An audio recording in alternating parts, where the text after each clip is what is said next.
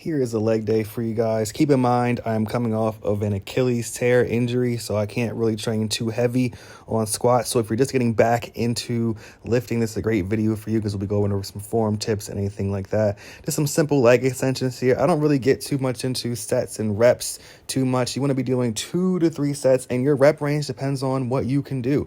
As long as you're training close to failure or within that range, like leaving 1 rep in reserve, you can grow from that as long as you're getting enough protein daily. So just train hard. I don't care how many sets or reps you do. Just make sure it's above, 5 reps and you are in a good range. Here are some seated hamstring curls, one of the best exercises that you can do for your hamstrings. This is a hard exercise to set up. I'm not going to lie. I'm still playing with the settings, trying to figure out what works best for me. Just make sure that you are in the seat. You get lifted up a little bit. Not the easiest for setup, but definitely an amazing hamstring exercise if you can get this set up right. So definitely don't go too heavy on this at first, but just play with it and see what you like. A lot of lifting is about preference and finding out what works for you. If this is too hard to set up, just do a lying hamstring curl instead of a seated hamstring curl. Get a little more stretch on the hamstrings in this variation, but either way, if you're training close to failure, you will get some growth in the hamstring, so you do not have to do this exercise. But yeah, these are my first exercises, going as hard as I can. Doing way more reps than usual here just because I really couldn't find my bearings, so I didn't want to go too heavy.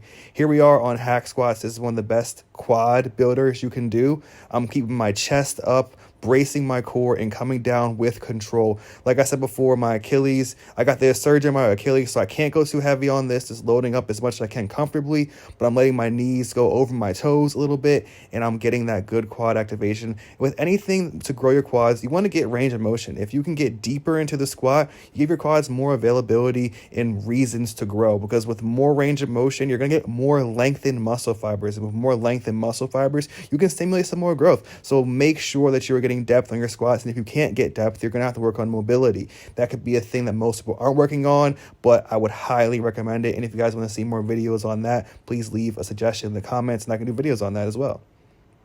Here we're moving on to some RDLs, another good hamstring builder here. I love RDLs, not going too heavy here. The main thing you want to do with RDLs is hinge at the hips, hinging at the hips. So we're reaching those hips back and then pulling the hips forward, back and forward. Just think about that and have a tight core and you're good to go. Quick leg day. Hope you guys enjoyed it. Make sure